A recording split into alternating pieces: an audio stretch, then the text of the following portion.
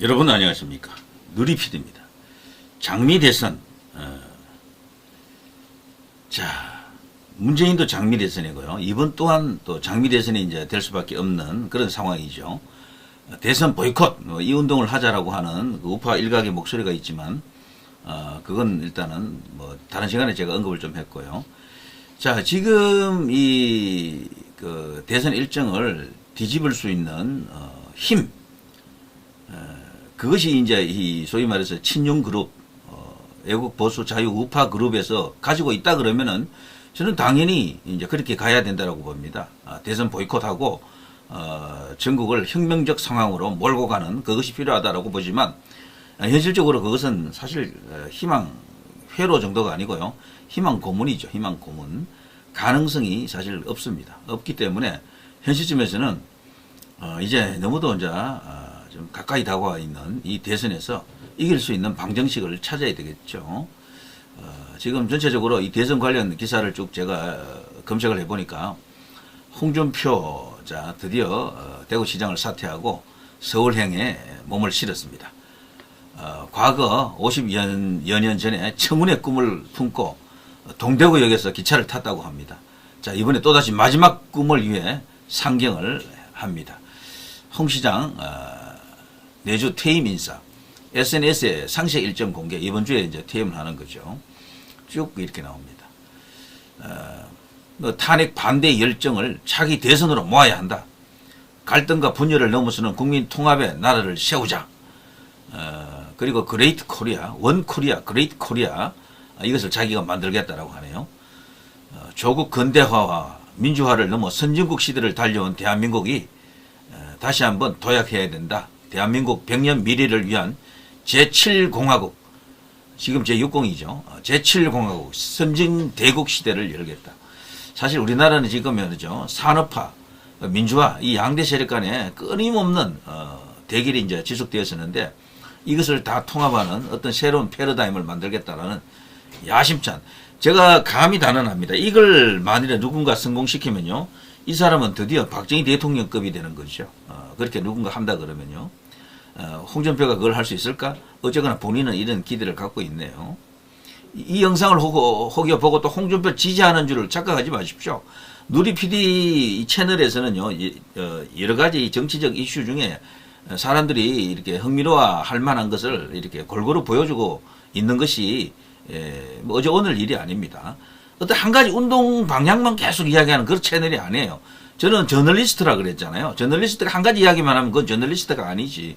그래서 이런 이야기도 해주고 저런 이야기도 해주는 겁니다. 홍준표를 제가 뭐 지지한다거나 그건 전혀 아닙니다. 이분도 이런 움직임을 이제 보이니까 여러분과 함께 이렇게 알아보는 거죠. 자, 다음 주는 참 바쁜 한 주가 될 것 같네요.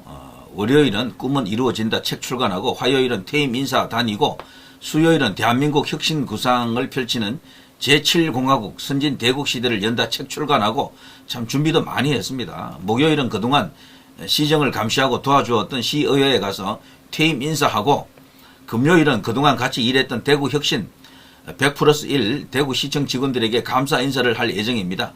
25번째 이사를 합니다. 53년 전 동대구역에서 야간 열차를 타고 상경했던 그 시절처럼 이번에도 동대구역에서 고속열차를 타고 상경합니다. 자, 홍준표 이야기입니다. 근데 홍준표 이분은요, 서울로 가서 거기에 뭐 사무실을 낸다 그러죠. 대합 빌딩입니까? 거기가 명당으로 소문났잖아요. 웃기는 게 지금 한동훈도 거기 지금 낸다고 하더라고요. 두 사람 다 지금 견원지간이잖아요. 대합 빌딩 거기서 서로 조우할 일도 많겠네요. 정치라는 게 참 웃깁니다. 자, 계속합니다.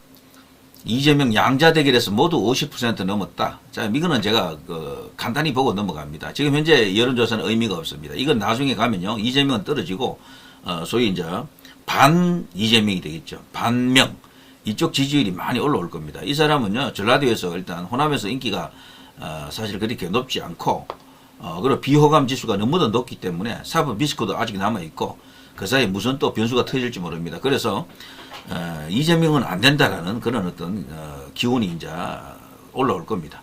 지금 1대1 대결 붙여보면요, 그나마도 김문수가 제일 높은 숫자가 나오지만 만족스럽지 못하죠. 그렇지만 제가 단언합니다. 한 2주 정도만 지나가게 되면요. 이재명 40 몇 이렇게 나올 거고요.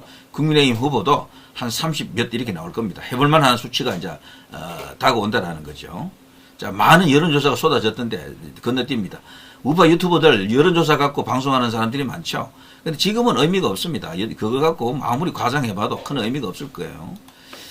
자, 친한계 김종혁, 이재명 박살낼 후보 한동훈 뿐이다. 국가, 시대, 뭐 등등. 교체를 해야 된다. 근데 이 사람도 말이죠. 중앙일보 기자 출신이잖아요. 좌파예요. 내가 딱 보니까. 이 사람은 예전에 그런 말 했었죠. 국민의힘이 언제까지 박정희 프레임 속에 빠져 있어야 되느냐라고, 박정희 얻고 가는 그걸로 되겠느냐고 이런 식으로 한번 이야기하는 걸 제가 들었는데요. 이 사람이 그러니까 이쪽 진영에서 정치하기는 무리죠. 이런 사람들이. 박정희 대통령하고, 뭐, 그런 어떤, 긍정적 어떤 그런 마음을 갖고 있지 않고, 무슨 여기서 보수 쪽에서 정치를 한다는 이야기입니까? 말이 안 되는 거죠. 자, 이 사람이 한동훈을, 이렇게 계속해서 이렇게 빨고 있는 이유 중에 한 개는 한동훈만이 이재명을 잡을 수 있다. 이런 이야기죠. 여기 보면요. 한동훈을 이재명의 사법 리스크와 분명하게 대비될 깨끗하고 흠결 없는 후보다.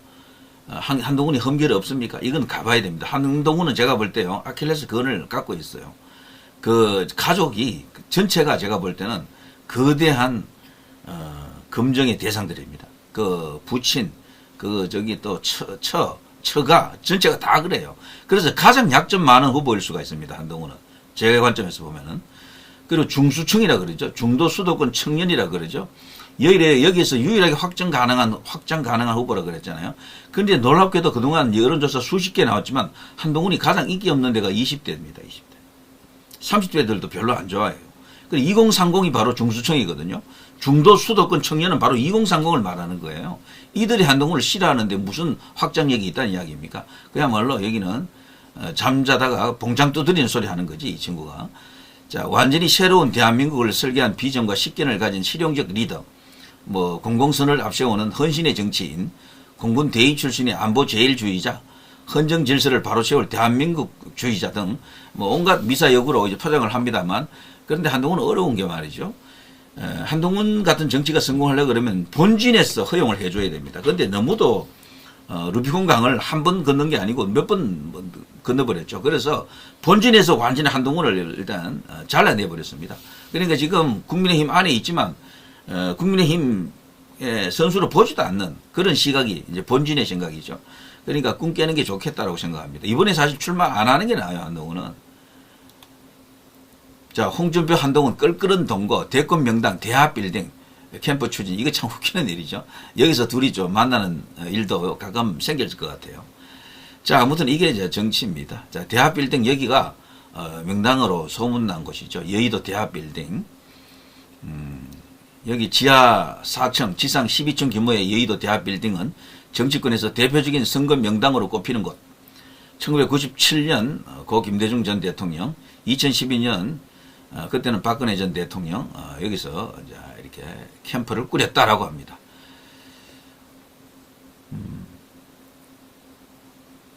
그래서 윤 대통령도 나중에는요 그 당시에 캠프 사무실을 여의도 대합빌딩으로 옮기기도 했다. 이런 기사도 있죠. 그래 대합빌딩에서 무려 3사람이나 대통령이 나왔다.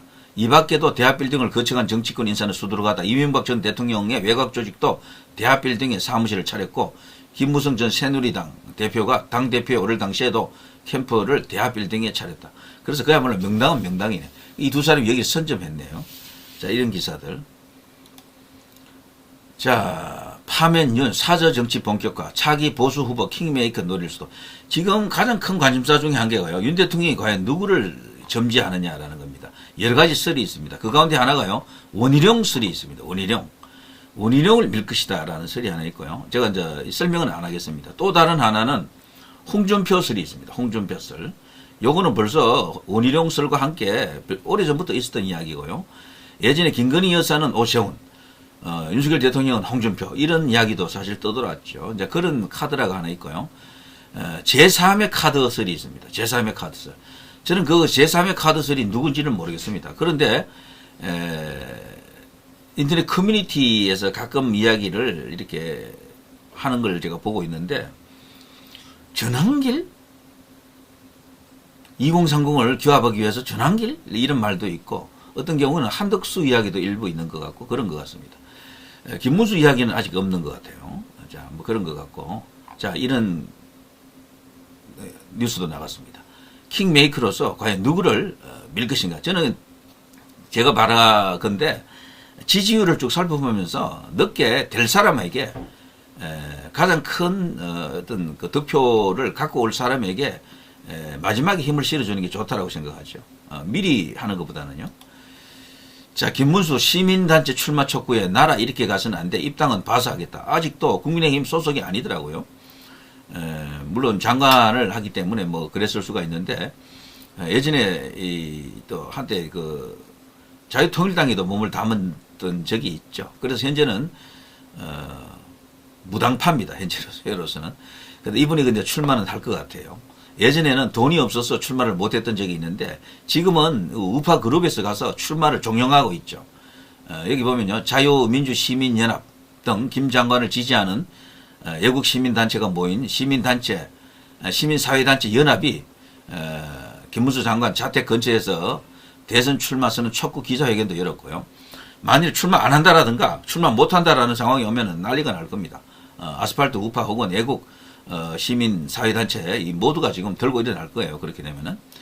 자, 그런데 지금 보니까 출마할 것 같습니다. 김문수 장관의 대선 출마 선언은 사명이자 소명이다. 김문수 장관의 결단을 촉구한다. 이 난국에서 자신의 안위만을 생각해 이 요청을 외면한다면 방향을 잃은 국민들은 위기에서 헤어나오지 못할 것이다. 그래서 지금 뭐 출마한다고 보지만 일각에서는 못하는 게 아닌가, 출마 안 하는 게 아닌가 이런 또 우려를 하는 사람들도 있습니다. 그래서 이걸 분위기를 좀 띄워야 될 것 같아요. 자, 김문수 장관은요, 대통령 탄핵에 대해서도 자신의 입장을 분명히 말했고요. 무려 1,800만 명 정도가 가까운 국민들이 뽑은 대통령을 불과 8명이서 짜고 탄핵했다. 이것은 말이 안 된다. 있을 수 없는 일이다. 나라가 이렇게 가서는 안 된다. 라고 하면서 자신의 입장을 이제 드러내고 있습니다.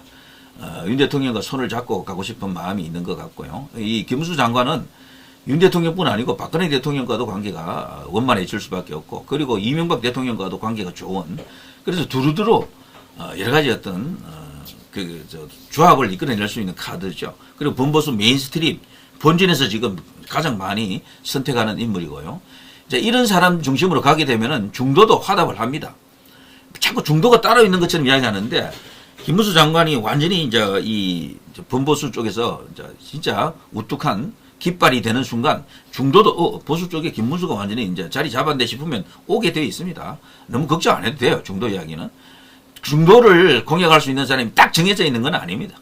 그거는 충분히 정책이라든가 여러 가지 어떤 기운, 기세 이런 걸로 극복할 수 있다라는 거죠. 자, 김문수 장관이 이런 말 했습니다. 여러분의 노고가 반드시 이 봄꽃처럼 활짝 피기를 바라고 풍성한 열매를 맺어 많이 맺기를 바란다 라면서 자신의 생각을 드러내고 있습니다. 욕심은 없는 분은 맞는데 스스로 이 자리에 가려고 이분이 이렇게 노력해서 여기 온 거 아니잖아요. 어느 날 갑자기 이렇게 됐거든. 이건 하늘이 한 것이다. 하늘의 안배다. 사람이 막 아웅다웅 막 거기 진짜 절벽 올라가듯이 그렇게 올라온 게 아니에요. 김문수 장관은 뭐 그냥 이렇게 소신껏 살다 보니까 저절로 이 자리에 온 겁니다. 이것은 바로 하늘의 안배다. 이재명 지지율 1위 아니다. 명보다 지지율 높은 A씨. 여야 모두 긴장. 자, 이 명보다 지지율 높은 A씨라는 게 바로 여기 이제 대선 지지 후보 없다라는 사람들이죠. 그래서 이 무당파들이 많은 거예요. 지금 부동층이 많으니까 아직 해볼만 하다라고 볼 수 있습니다. 그리고 이재명으로 끝났다라는 그런 식의 그 발언은 필요 없습니다. 저는 이재명 문재인 때보다는 쉬운 상대라고 봅니다. 문재인은 그야말로 그 당시 분위기도 그렇고 완전히 그냥 해보나 마나는 선거였었는데 지금 이것은 다르다라는 겁니다. 충분히 하기에 따라서는 이길 수가 있습니다. 결집을 잘하고 나중에 이재명과 반대하는 반명 전체를 하나로 다 끌어모아야 되죠. 그걸 이제 끌어모으는 게 정치적 어떤 능력이고 전략이고 기술이고 그렇겠죠. 단일화 같은 그런 과정을 거치게 될 겁니다. 그런 속에서 양자 대결을 들어가게 되면 혹여 3자 대결이라도 이재명을 깎아먹을 수 있는 후보가 그쪽에서 누가 나온다 그러면은 충분히 해볼 수 있는 거죠. 자, 누리 PD 김준이었습니다.